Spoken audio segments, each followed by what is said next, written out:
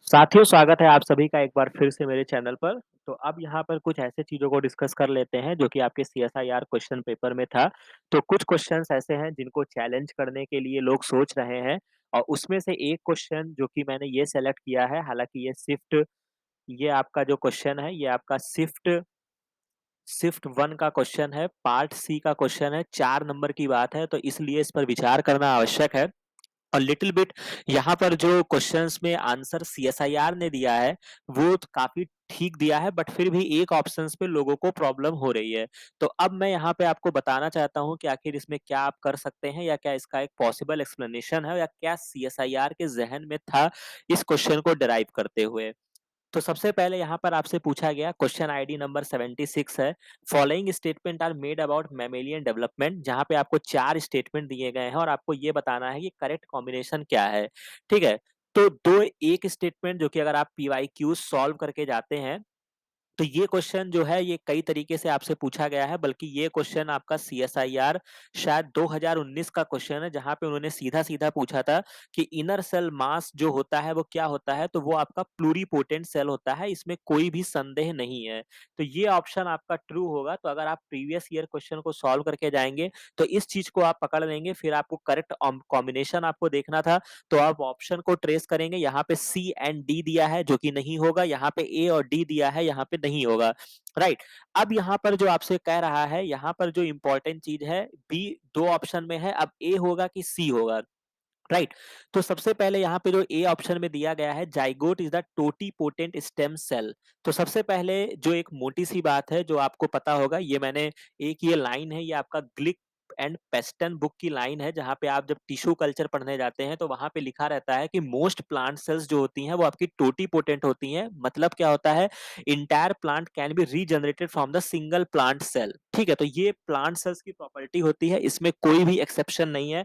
तो ये जो वर्ड इस्तेमाल होता है टोटीपोटेंट, ये आपके प्लांट के केस में तो 200% सही है, बट अगर हम एनिमल्स के केस में आते हैं तो यहाँ पे थोड़ा सा कंट्रोवर्शियल देखने को मिलता है। ठीक है, और दूसरी इंपॉर्टेंट चीज यहाँ पर ये है कि अगर आप इस स्टेटमेंट को जाएं जहां पे 3 रेगुलेटरी ट्रांसक्रिप्शनल फैक्टर ऑक्ट4 नैनोंग सॉक्स 2 हेल्प करते हैं प्लूरिपोटेंसी के लिए, तो ये बात भी सही है, ये ट्रू ऑप्शन होगा। तो यानी कि बी और सी तो हो जाएगा। बाकी सीएसआईआर ने ए एंड बी को क्यों नहीं माना है, अब मैं इस बात को एक्सप्लेन कर रहा हूं। तो यहाँ पे आप ये समझिएगा बड़े ध्यान से। तो यहाँ पर ये एक फिगर है, हालांकि आप इस क्वेश्चन को डेवलपमेंटल बायोलॉजी का क्वेश्चन है, तो आप रिप्रोडक्टिव बायोलॉजी की बुक या मॉलिक्यूलर की बुक में आप देख रहे होंगे, बट ये जो इमेज मैंने लगाया है ये क्यूबे का इमेज है। क्यूबे बुक में जब आप पढ़ेंगे, जो कि बेसिकली आपकी इम्यूनोलॉजी की बुक है, वहां पर जाएंगे जब आप पढ़ेंगे अप्रॉक्स 34 शुरू में ही, पेज नंबर 34 से लेके 36 के बीच में आपका इनकाउंटर हो जाएगा। तो वहां पे एक ऐसा आपको फिगर दिया होगा क्लिनिकल फोकस में, जहां पे stem cell clinical uses and potential दिया गया है। तो जब आप इस पैराग्राफ को पढ़ेंगे तो यहाँ पर इन्होंने दिया गया है कि स्टेम सेल्स की कुछ प्रॉपर्टीज होती हैं, उसके बारे में इन्होंने बताया है। और सबसे इंपॉर्टेंट कैपेसिटी या उनकी जो प्रॉपर्टी होती है स्टेम सेल्स के बारे में, वो सेल्फ रिन्यूइंग होती हैं। मतलब जब वो डिवाइड करती हैं तो वो अपनी जैसी सेल्स को भी बनाए रखती हैं, राइट। इसके बाद आपको ये ध्यान रखना था, स्टेम सेल्स को अगर क्लासिफाइड किया गया है उनके डेवलपमेंटल पोटेंशियल के आधार पर, तो इन्होंने केवल 3 बताया है, प्लूरीपोटेंट, मल्टीपोटेंट, यूनिपोटेंट। अब यहां से समझिएगा, जब इन्होंने प्लूरीपोटेंट को एक्सप्लेन किया तो उन्होंने कहा pluripotent stem cells can give rise to an entire organism. A fertilized egg जो कि आपका जाइगोट होता है is an example of such a cell. तो यहाँ पे ये बात कंफर्म कर दी इन्होंने कि इन्होंने जाइगोट को क्या कहा है, प्लूरीपोटेंट स्टेम सेल्स कहा है, राइट। इसके बाद in human the initial division of zygote and descendant produce cells that are also pluripotent. इसके बाद इन्होंने मल्टीपोटेंट का एग्जांपल दिया है और फिर आपको डिफरेंट डिफरेंट चीजें बताई हैं। और इसके अलावा यहीं पर इन्होंने एम्ब्रियोनिक स्टेम सेल्स को इन्होंने क्या बोला है, प्लूरिपोटेंट बोला है। तो मुझे ऐसा लगता है कि शायद इस चीज को सीएसआईआर ने जहन में रखा है और इसी क्वेश्चन को यहां से डिराइव किया है, जहां से प्लूरिपोटेंट स्टेम सेल्स जो कि आपकी एम्ब्रियोनिक स्टेम सेल्स हैं, जो कि आपको एक ऑप्शंस में देखने को मिलेगा, इनर सेल मास यहाँ पे आप देख सकते हैं, यहाँ पे आपका एम्ब्रियोनिक स्टेम सेल्स कह लीजिए या इनर सेल मास जो कि आगे जाके वो बनती हैं। ठीक है, तो वो चीजें वहां से इन्होंने लिया है और यहाँ से अगर आप देखते हैं प्लूरिपोटेंट स्टेम सेल जाइगोट को ये मान रहे हैं। तो इस हिसाब से जो सीएसआईआर के जहन में है, इस वजह से इन्होंने जाइगोट को टोटीपोटेंट स्टेम सेल नहीं माना है। समझ रहे हैं? तो क्यों इन्होंने ए ऑप्शन में नहीं दिया है, ये बात को मैंने एक्सप्लेन कर दिया है। और बी और सी जो है वो तो सत्य है, उसमें कोई संदेह नहीं है। जिसने बी और सी टिक किया है वो सही ऑप्शन है, क्योंकि प्लूरीपोटेंट की ये वाली स्टोरी आपको पीवाईक्यूज से स्पष्ट हो जाएगी, और जब आप थोड़ा सा इसका डिटेल में जाएंगे तो ऑक्ट4, नाइनॉग, सॉक्स2 ये इसके हेल्प करते हैं, तो इसमें कोई संदेह नहीं है। समझ रहे हैं? अब हम बात करते हैं कि आप जो बच्चे जाइगोट को लगाए हैं वो कह रहे हैं कि ये चीजें सही हो सकती हैं। तो ये बात भी कहीं ना कहीं सही है, बट आपको चैलेंज करना पड़ेगा। ठीक है? आप उसमें सफल भी हो सकते हैं और असफल भी हो सकते हैं। तो जैसा कि ये एक फिगर है, यहाँ पे अगर आप जाएंगे रिसर्च पेपर को, सबसे पहले मैं आपको दिखाई देता हूँ। अगर आप यहाँ पे सर्च मारेंगे गूगल पे, अगर आप टोटीपोटेंट स्टेम सेल्स डाल के सर्च मारेंगे तो ये साइंस डायरेक्ट पेज पर आपको ले जाएगा। तो जहां पर आप इसको ओपन करेंगे, नीचे जाएंगे तो यहाँ पे आपको लाइंस देखने को मिलेगी। जाइगोट और फर्टिलाइज्ड एग जो है वो क्या है, टोटीपोटेंट स्टेम सेल है। तो आप इस पेपर को कोट कर सकते हैं। इसके अलावा आप एक और पेपर, जो कि ये 2013 का पेपर है, जहां पे टोटीपोटेंसी क्या है इसके बारे में जब इन्होंने पूरा एक्सप्लेन किया है, तो इन्होंने जाइगोट को आप यहाँ पे देख सकते हैं, इन्होंने क्या कहा है, टोटीपोटेंट कहा है। ठीक है? इसके अलावा जब इसी फिगर को मैंने यहाँ पे लगाया हुआ है, अगर आप यहाँ पे देख सकते हैं, क्योंकि ऑब्वियस सी बात है कि जाइगोट जब डिवाइड हुआ तो जाइगोट आपका क्या होता है, आपका 2n होता है। ठीक है? तो ये भी आपका 2n बना और ये भी आपका 2n बना। एक जो 2n था वो फर्दर डिवाइड होने लगा, और एक जो है, मतलब एटलीस्ट यहाँ पे आप ये तो कह सकते हैं ना कि इसने उस क्राइटेरिया को पूरा किया, सेल्फ रिनाइविंग वाली, मतलब ये 2n में रह गया, तो यानी इसको आप जाइगोट कह सकते हैं, एक सेल जो आपकी है।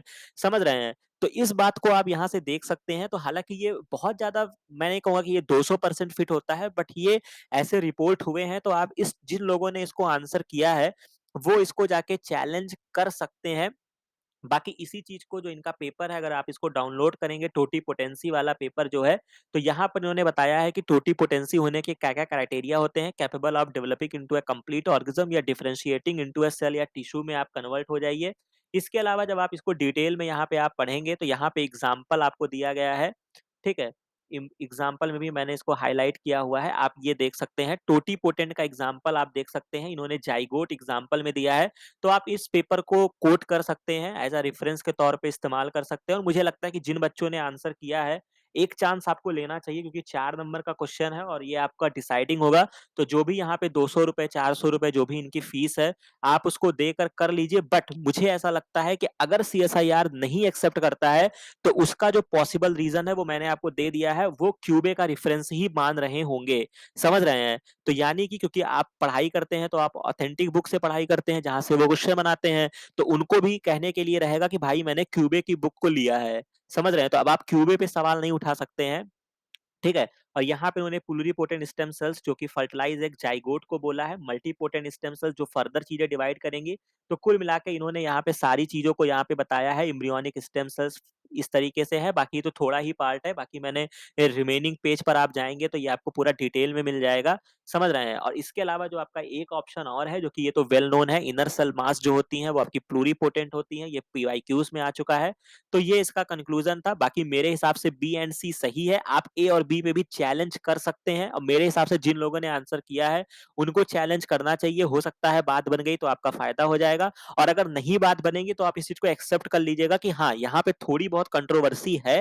राइट? और उसके अलावा जो CSIR ने माना है वो आपका क्यूबे का रेफरेंस माना है, जो कि अभी बहुत सारे बच्चों में कंफ्यूजन थी कि आखिर वो इस चीज को कहाँ से कह रहे हैं।